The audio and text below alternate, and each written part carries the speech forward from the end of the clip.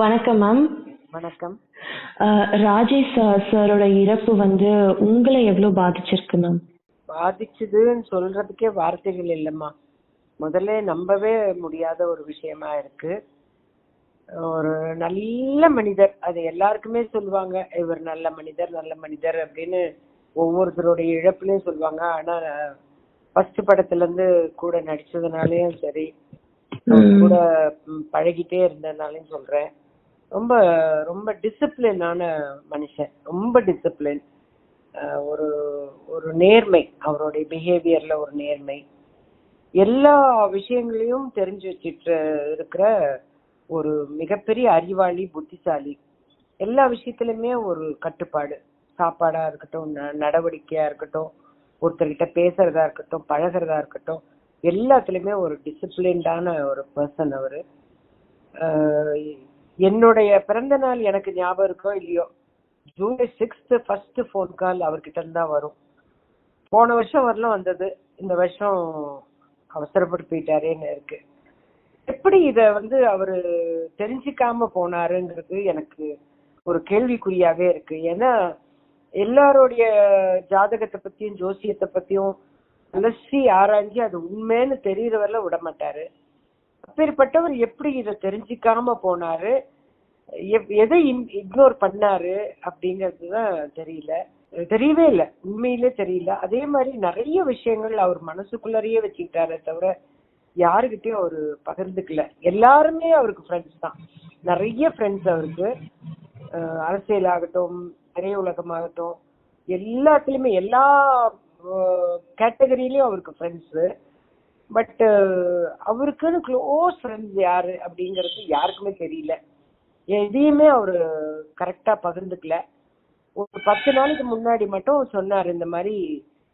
அப்பதான் அவர் ஏர்போர்ட்ல இருந்து பிளைட்ல இருந்து இறங்குறாரு.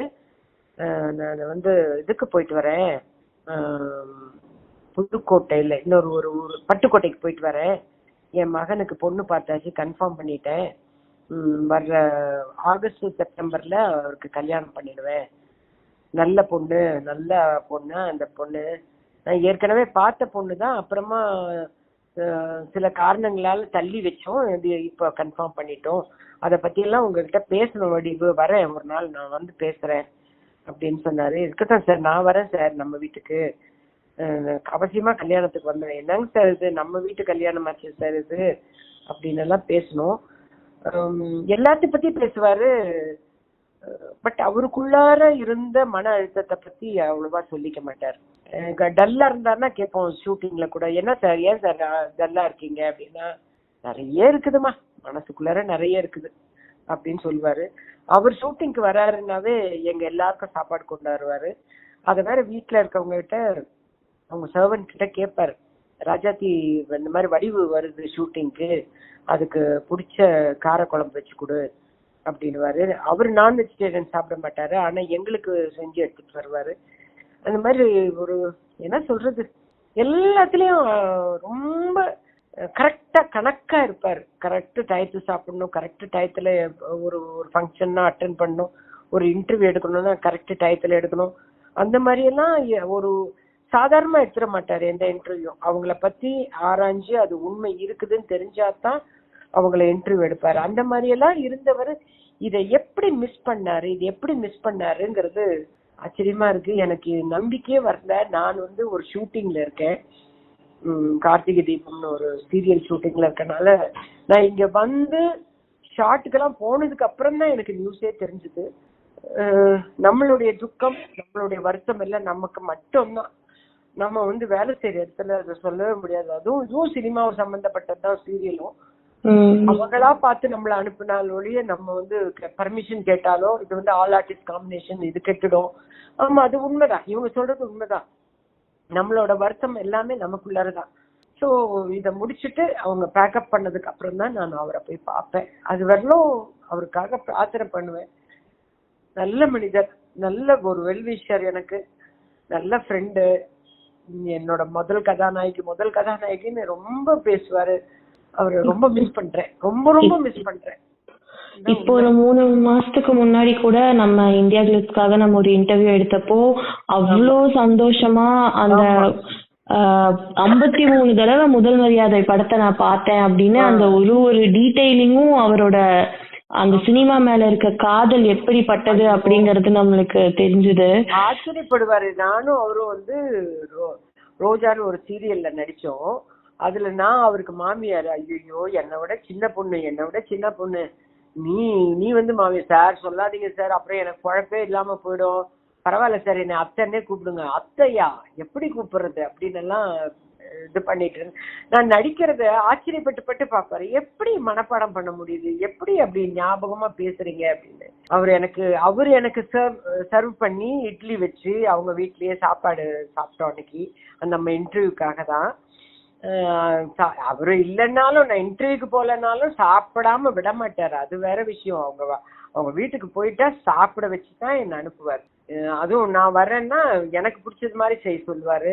அன்னைக்கும் அந்த மாதிரிதான் இட்லி எல்லாம் வச்சு வெள்ளித்தட்டுல சாப்பிடு அப்படின்னு எல்லாம் சொல்லி ரொம்ப ரொம்ப வெல்விஷர்மா. அவரு பயங்கரமான வெல்விஷர். நல்ல ஒரு டிசிப்ளினான ஒரு பர்சன். அதாவது பொம்பளைங்க அப்படின்னா ரொம்ப மரியாதை கொடுப்பாரு.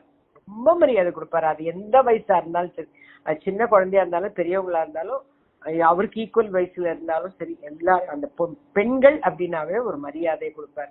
அவங்க எல்லாம் பாவப்பட்டவங்க, பாவம் மனசுக்குள்ளாரையே வச்சுட்டு கஷ்டப்படுறவங்க அவங்க அப்படின்னு சொல்லக்கூடிய ஒரு நல்ல மனுஷம்மா. என்னத்த சொல்றது, எப்படி இதை தெரிஞ்சுக்காம போயிட்டாரு, எப்படி இதை தெரிஞ்சுக்கிட்டா அவர் ஜாக்கிரதையா இருந்திருப்பாருங்கிறது தான். அவருக்கு கணிச்சு சொன்னவங்க எல்லாம் கூட அவரு ஒரு 2 வருஷத்துக்கு முன்னாடி சர்ஜரி பண்ணும்போது கூட, பைபாஸ் சர்ஜரி பண்ணும்போது கூட என்ன ஏதுன்னெல்லாம் ஆராய்ச்சி பண்ண மனுஷன் எப்படி இத மிஸ் பண்ணாருன்னு தெரியல. அவர்கிட்ட நீங்க பார்த்து பாராட்டக்கூடிய ஒரு விஷயம் அப்படின்னா இந்த நேரத்துல பகிர்ந்துக்க கூடிய ஒரு விஷயம் பண்ண முடியுமா மேம்? அவருடைய டிசிப்ளின் தான்மா. அதாவது அவர் வந்து கஷ்டப்பட்டு வந்து ஃபேமிலிக்காக, ஏன்னா நான் வந்து கன்னிப்பருவத்திலே முடிஞ்ச கையோட அவங்க வீட்டுக்கு போயிருக்கேன். அப்போ வந்து அவங்க KK நகர்ல பிளாட்ல இருந்தாங்க. ஒரு ரூம்ல அண்ணன் தம்பிங்க படுத்துப்பாங்க, இன்னொரு ரூம்ல அப்பா அம்மா தங்கச்சி. அதே மாதிரி அவங்க தங்கச்சி மேல ரொம்ப பிரியம் அவருக்கு. அத வந்து கோலாகலமா அவங்க தங்கச்சி கல்யாணத்தை பண்ணாரு. அவரோட வீடு கிரகப்பிரவேசத்தை அவ்வளோ நல்லா பண்ணாரு. இந்த இடத்துல இப்படி வரணும், இப்படி வாழணும், இப்படி வீடு கட்டணும்னு பிளான் பண்ணி வாழ்க்கையை நகர்த்தி கொண்டு போனவர்.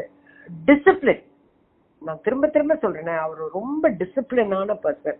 அந்த டிசிப்ளின் எனக்கு ரொம்ப பிடிக்கும். மற்றவங்க கிட்ட எல்லார்கிட்டயுமே அன்பா பழகுவார். அவருக்கும் கோவம் வரும், கோவம் வராமலாம் இல்ல.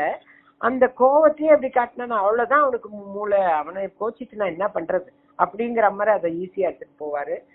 நான் பார்த்து வியந்தது எல்லாம் வந்து அவங்க வீட்டுல ஒர்க் பண்ற எல்லாருக்கும் வந்து அவர் ஒரு பிசினஸ் பண்ணார், ரியல் எஸ்டேட் பிசினஸ் பண்ணி லாபம் வந்ததை எல்லாருக்கும் பிரிச்சு கொடுத்தாரு. அது வந்து ஆச்சரியமான விஷயமா இருந்தது. அவருடைய லாபத்தை அவங்க கூட வேலை செஞ்சவங்களுக்கு எல்லாருக்கும் பிரிச்சு கொடுத்தாரு. பெரிய விஷயம், அது எல்லாருக்குமே வராது. ஏதோ நம்மளும் செஞ்சோம்னா ஏதோ ஒண்ணு செய்வோமே தவிர அப்படியெல்லாம் பெரிய மனசு வராது. அவருக்கு எம்ஜிஆர் சார் ரொம்ப பிடிக்கும், சிவாஜி சார் ரொம்ப பிடிக்கும், கமல் சார் மேல மிகப்பெரிய மதிப்பு அவருக்கு, மிகப்பெரிய மரியாதை அவருக்கு. அதெல்லாம் பேசுவார் இல்லையா, அதனால எனக்கு இதெல்லாம் பார்க்கும்போது அவர் மேல எனக்கு ஒரு தனி மரியாதைங்கிறத விட பாசம். பாவமா இருக்க எனக்கு பாவமா தெரிவாரு எப்பவுமே. என்ன பண்றது, நீங்க சொன்ன மாதிரி அவரோட சன்னுக்கு வந்து கொஞ்ச நாள்ல திருமணம் வச்சிருந்திருக்காரு. இந்த ஒரு நேரத்துல அவரோட இழப்பு அப்படிங்கறது உங்க குடும்பத்துக்கு மிகப்பெரிய ஒரு இழப்பா இருக்கும். அதுவும் அந்த பிள்ளைக்கு ஒண்ணுமே தெரியல, உலகம் சரியா புரிஞ்சுக்க மாட்டேன்றான், ரொம்ப இன்னசென்ட்டான பையன், அவனுக்கு புரியல, அவனுக்கு வாழ்க்கைய புரிய வைக்கணும், நல்ல பொண்ணா பார்த்து கல்யாணம் பண்ணிட்டா அந்த பொண்ணு வந்து புரிய வைப்பா அப்படிங்கிற இதுலயே தான் இருந்தாரு. இப்ப அவர் பேசி வச்ச பொண்ணையே கல்யாணம் பண்ணி, ஏன்னா அவருக்கு ரொம்ப பிடிச்சிருந்தது அந்த இடம். அதுதான் சொன்னாரு என்கிட்ட, எனக்கு ரொம்ப பிடிச்சிருக்கு, அந்த பொண்ணை கல்யாணம் பண்ணா உனக்கு உலகத்தை தெரிய வைப்பா அந்த பொண்ணு அப்படின்னு தான் சொன்னார். அவருக்கும் உங்களுக்குமான ஒரு உரையாடல்ல நீங்க மறக்க முடியாத ஒரு விஷயம் இந்த தருணத்துல நம்ம பகிர்ந்துகிட்டோம்னா அது எல்லாருக்கும் ஒரு இன்ஸ்பிரேஷனா இருக்கும் அப்படின்னா என்ன மேம்? நிறைய விஷயங்கள் பேசியிருக்கோம். நான் தான் அவர்கிட்ட கொஞ்சம் உரிமை எடுத்து சண்டை போடுவேன். சார் என்ன சார் இப்படி பண்றீங்க அப்படி பண்றீங்க அப்படின்னு. பட் அவர் எப்பவுமே என்னுடைய நடிப்பை ஃபர்ஸ்ட் படத்துல இருந்து ரொம்ப புகழ்ந்து பேசுவாரு. சார் உண்மையிலே நான் அந்த அளவுக்கு பண்றேன் நான் சார்னு கேட்பேன். நான் டைலாக் எல்லாம் ப்ராம்ப்டிங் வாங்காம நடிப்பேன். அவரு இப்பதான் சமீபமா நடிக்கும் போது அவர் ப்ராம்ப்டிங், சினிமால எல்லாம் ப்ராம்ப்டிங் வாங்கல, இப்ப சீரியல்ல ப்ராம்ப்டிங் எனக்கு எதுவுமே ஞாபகத்திலே வரமாட்டேன். நீங்க எப்படிங்க உங்களுக்கு ஞாபகம் வருது இதெல்லாம்? சார் இதுதான் சார் எனக்கு காசு கொடுக்குது, இதை வச்சுதானே சார் நான் சர்வே ஆகுறேன், இதுல கான்சென்ட்ரேஷன் இல்லைன்னா அப்புறம் என்ன சார் இருக்கு அப்படின்னு. இல்ல இல்ல நீங்க ரொம்ப தெளிவா இருக்கீங்க, நீங்க சிறந்த நடிகை எப்பவுமே சொல்வார். உங்களுக்கெல்லாம் ஆஸ்கர் அவார்டு கொடுக்கணுங்க, உங்களுக்கு பாரதி ராஜா சாருக்கெல்லாம் ஆஸ்கர் அவார்டு கொடுக்கணுங்க அப்படின்னு அடிக்கடி முதல் மரியாதை பத்தி தான் சொல்வாரு. சமீபமா நான் ஜெயா டிவில முதல் மரியாதை பார்க்கும் போது கூட அவர் சொன்னதுதான் எனக்கு ஞாபகம் வந்தது. அடிக்கடி என்ன மனசார நம்மளை பாராட்டுறவங்களையும் ஒரு வாய் வார்த்தைக்கு பாராட்டுறதும் நமக்கு தெரியும் இல்லைங்களா? அதுல என்ன மனசார பாராட்டின ஒருத்தர் அவர். அந்த இன்டர்வியூலயே ஒவ்வொரு டீடைலிங்கும் அப்படி சொல்லிருப்பாரு அந்த முதல் மரியாதை படத்தை பத்தி. இதுல நீங்க இப்படி பேசுனீங்க, இப்படி அடிச்சீங்க அவங்கள, அந்த மாதிரி அவர் அவ்வளோ ரசிக்கிறாரு படத்தை, ஆர்டிஸ்ட. அவருக்கு சிவாஜி சார்னா ரொம்ப பிடிக்கும்.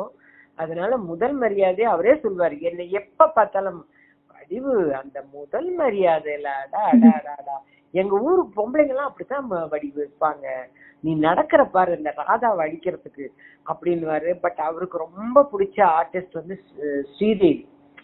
எப்ப பாரு சொல்லுவார் ஸ்ரீதேவி ஸ்ரீதேவி ஸ்ரீதேவி ஸ்ரீதேவினா அவருக்கு ரொம்ப பிடிக்கும். அப்புறம் சிம்ரன் ரொம்ப பிடிக்கும். இதெல்லாம் அவர் எப்பவுமே சொல்ற வார்த்தைகள், சிம்ரன் அப்படின்பாரு. சார் ஏன் கூட உட்காந்து சிம்ரனை பத்தி பேசுறீங்களா சார்? நீங்க வேறங்க, சிம்ரன் வேறங்க. சிம்ரன் அப்படின்னு ரொம்ப அந்த கலைநயத்தோட ரசிக்கக்கூடிய ஒரு நல்ல மனுஷங்க, நல்ல மனிதர். எப்படி இதை மிஸ் பண்ணாருன்னு எனக்கு மிகப்பெரிய கேள்வியா இருக்கு. எப்படி இதை மிஸ் பண்ணாரு? நிச்சயமா ரொம்ப ரொம்ப நன்றி மேம், இந்த ஒரு தருணத்துல உங்களோட பதிவை எங்களோட பகிர்ந்துக்கிட்டதுக்காக. எனக்கே என் மனசுல இருக்கிறத நான் சொல்லியே ஆகணும்ல, அது தெரியல. தேங்க்ஸ்மா, ரொம்ப ரொம்ப தேங்க்ஸ்மா. ரொம்ப நன்றி. நன்றி. நான் அழுதுட்டேன்னா பரவாயில்லம்மா, நான் ஷூட்டிங்ல இருக்கனால அழக்கூடாதுன்னு இருக்கேன்னா மனசு பாரமாகிட்டே இருக்கு. அந்த நேரத்துல நீங்க எல்லாம் என் மனசுல இருக்க பாரத்தை இறக்கி வைக்கிறதுக்கு நீங்க எல்லாம் உதவியா இருக்கீங்க. அதுக்கே நன்றிமா. நன்றி. ரொம்ப நன்றி. ரொம்ப நன்றி மேம். நன்றி. உங்களுக்கும் நன்றிமா. ரொம்ப நன்றி மேம். தேங்க்யூ.